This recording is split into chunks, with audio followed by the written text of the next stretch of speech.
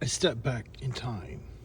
So I am at the Winterville Mounds, one of the largest remaining mound groups in the southeastern United States.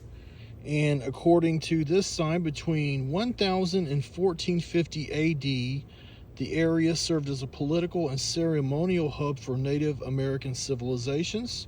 Structures stood atop many of the 23 original mounds. So there were 23 mounds on this site at one time. Now, I approached these mounds coming north on Highway 1 out of Greenville. They're approximately 10 minutes north of Greenville proper, and they are so large that you can actually see them as you're coming up the highway. Today, only 11 mounds remain. The Mississippi Department of Archives and History preserves this 42-acre site. So this is actually a state park now. It's designated a state park. It's also designated a historical landmark by the federal government. What you see here is the museum, which unfortunately is closed, of course, not just for the day, but it's temporary. It says it's temporarily closed for renovations, so not exactly sure when they propose to open it back up again. But this is my third stop on the Mississippi Trail, a Mississippian mound trail, and so the second stop I went to was outside of Tunica, and that sign was completely destroyed. I really wanted to come to this one because this is one of the largest sites. Mound A is actually, I believe it's one of the 5 to 10 largest mounds of Native Americans still left in the entire United States. And this says large areas or plazas define the area. The largest of the sites, Mound A, sits between the two plazas. The mounds served as platforms for public structures as temples. The mound builders contributed to American Indian, pre-Columbian, and pre-Columbian, again, that means the time before Christopher Columbus. He arrived in the Bahamas in 1492. So this would be pre-Columbian. Between 1200 and 1350 AD, the area saw a construction boom. The Winterville chieftain appears to have been the dominant regional power. That means down here in the current Greenville, Mississippi area. Over the next 100 years, things changed. The once thriving community began to fade. By 1500 or 1600, the site was abandoned and the historic mounds were all that remained. Now, Columbus arrived in 1492, so they're saying, the archaeologists and anthropologists are saying that roughly 100 years after Columbus's arrival, this area was completely abandoned by the Native Americans, which means that they were probably subjected to diseases that came up from the Hernando de Soto expedition, or perhaps, it was, that would have been too early for Hernando de Soto, but maybe the Columbian diseases that came from Columbus's original expedition reached here all the way from the Gulf of Mexico. The Mississippians erected hundreds of earthworks across the southeast while Europe was living through the Middle Ages and Renaissance. And this is, again, one of the stops on the Mississippi Mounds Trail. And this is, again, one of the areas where it's got one of the largest mounds in the entire United States. One of them, another that I've been to, is the Pinson Mounds, which are south of Jackson, Tennessee. And again, these mounds here are so large that coming up Highway 1, you can actually see them from the highway. Doing video of them really doesn't do justice. I'd say Mound A is probably 5 to 6 stories in height, but when we get a little bit closer to it, again, there were originally, they say, 23 to 25 mounds on this site. Now there only remain 10 to 11.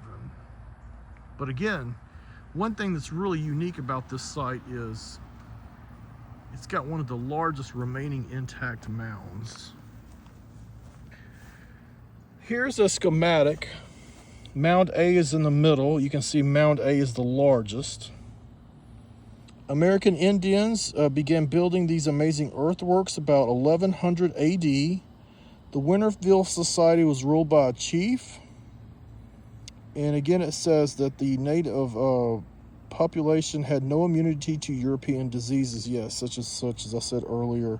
Those who survived regrouped, creating contemporary Indian tribes such as Choctaws, Chickasaws, and others.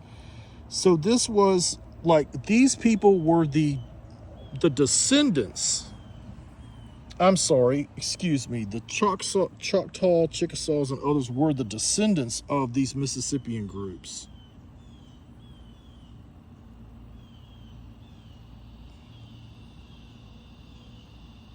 People of Winterville loaded dirt into baskets, and they carried the dirt and added it to the growing mound. They would stomp down the dirt with their feet over and over, repeat this process. They would do this for generations. I remember when I was at the Pinson Mounds, and again, we were at the two Mississippi museums down in Jackson on Friday.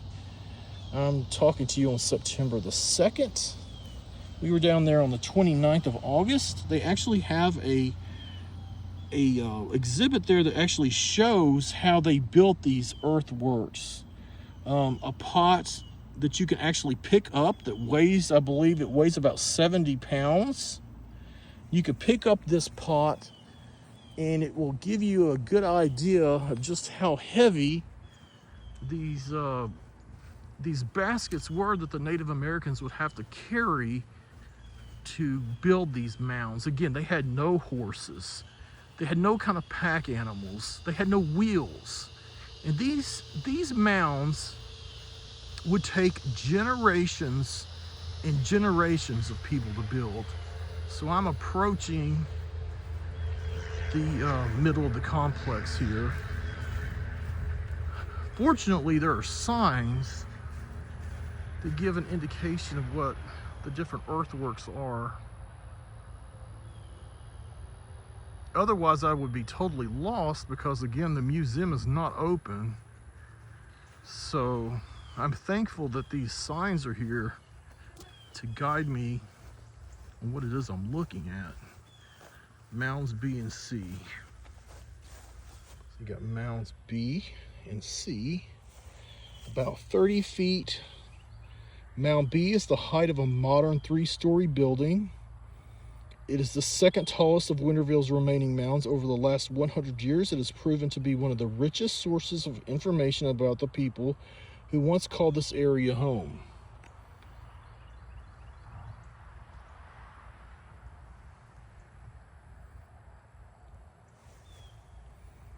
Archaeologists continue to study the Mississippian culture. Sometimes they uncover clues when they excavate or dig underground at historic sites. The things they discover help us learn about past cultures.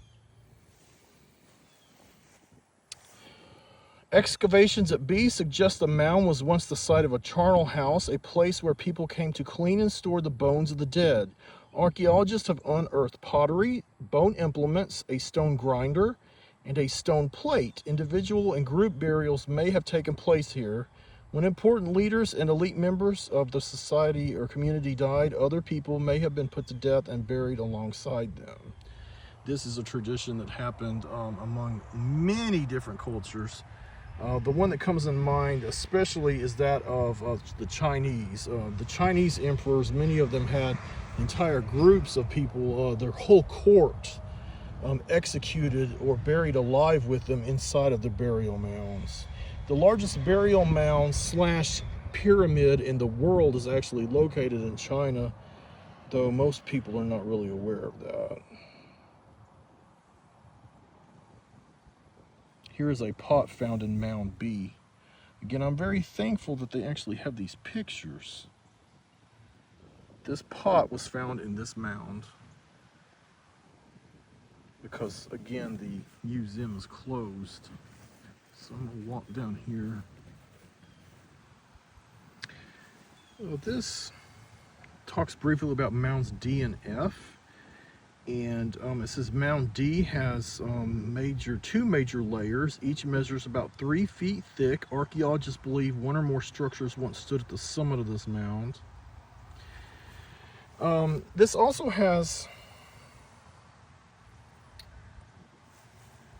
some basics about the trench method that they used for construction, and also for not just the sides of their homes, but also for the basics of their fences. And this is something that you can see very well at the archaeological site. It's a state park in Arkansas, where they have a good amount of fencing that has been reconstructed. The name, it escapes me right at this moment. I believe it's Parkin Archaeological State Park. I know at Chucalissa in Memphis, that's run by the University of Memphis, there's only one hut left that gives you an idea of what the ancient structures look like that they lived in. And again, I'm approaching this gigantic mound, and this video I know is not going to give justice as to just how big this structure is. All right, might be hard to kind of tell this by video, but this is very high elevation. This is at least 10 to 12 feet off the ground.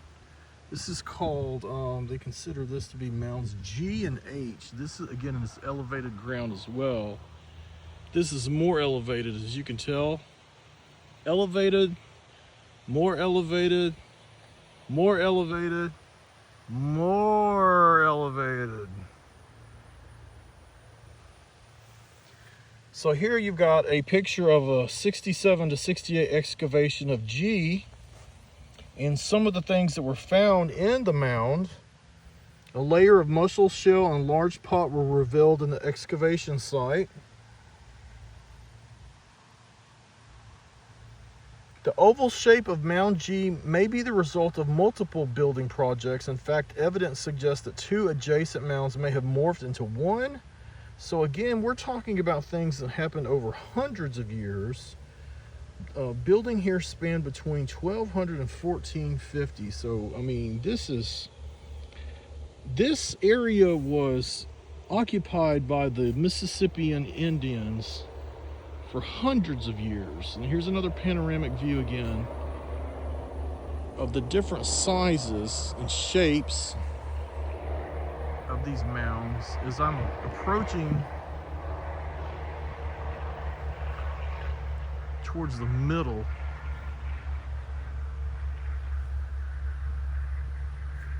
And again, this is all that's left, and they're saying at one time there were at least as many, they know that there were at least as many as 25 mounds. So here we go.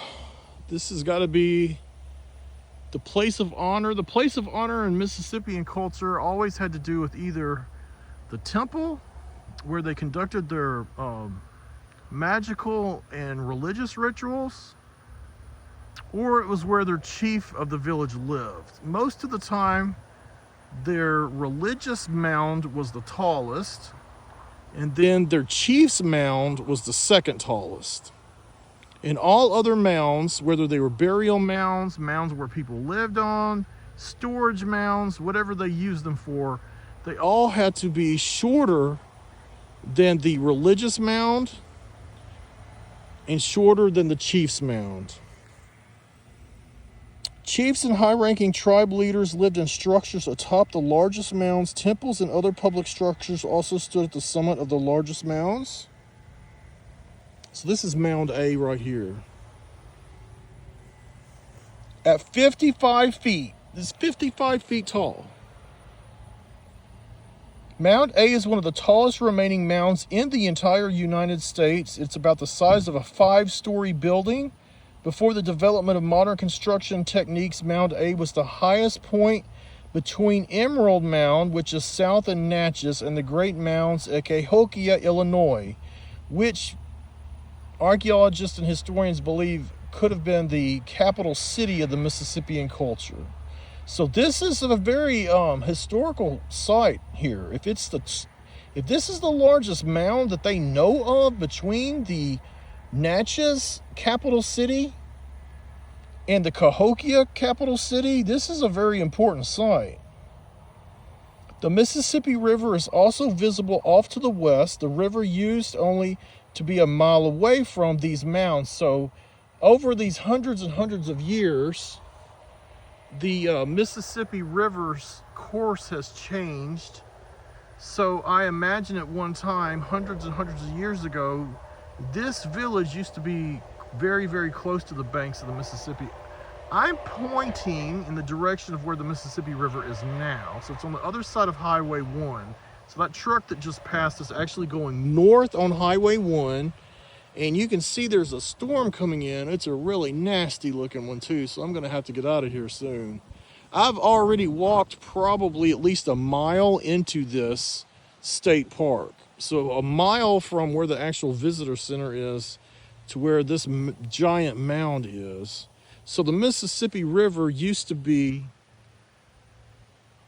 over there on the other side of where that pole is now. Right now, it's probably another mile from where that pole is, but it used to be very, very close to this village.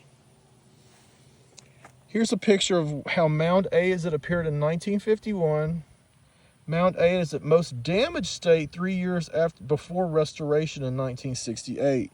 So what they have done here at this site and many sites around the country is, if they did not actually tear down and cut down the trees that were growing on these mounds, just the trees alone, just natural growth of trees and shrubs would just destroy these mounds. Here's a conception of the causeway between Mound A and F and the ramp on Mound A. Very, very similar to what all Native American construction looked like, whether it was from the Aztecs, Inca, all the way to the Mississippians, South Central America, and North American tribes. So I'm just going to walk just a bit over here just to give you an idea, or try to give you an idea of how large this mound is. I wish I had someone with me. I'm here by myself. I had someone with me that could stand here. They could give you an idea better of how large this mound is. So looking up on this mound, again, this is at least as high as a 5-story building. And there's no sorts of stairs or anything that you can traverse. If you want to do that sort of thing, the best place that I know of that's close to here would be the Pinson Mounds in South Tennessee, south of Jackson, Tennessee. Oh, I see here now. As you come to the mound, you can see there's a causeway, or what the archaeologists believe was a causeway. You see how it slopes down? It's actually sloping down. I might have to get a little bit further back so you can see that. So here's the actual mound.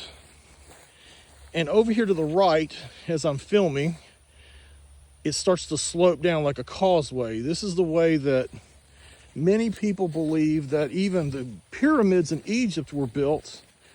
As it slopes upward into it being, see here at ground level, and it goes further up, gets higher and higher and higher till you reach that elevation. So that's the apex. Then you come down, it's getting lower and lower in level until it reaches ground level.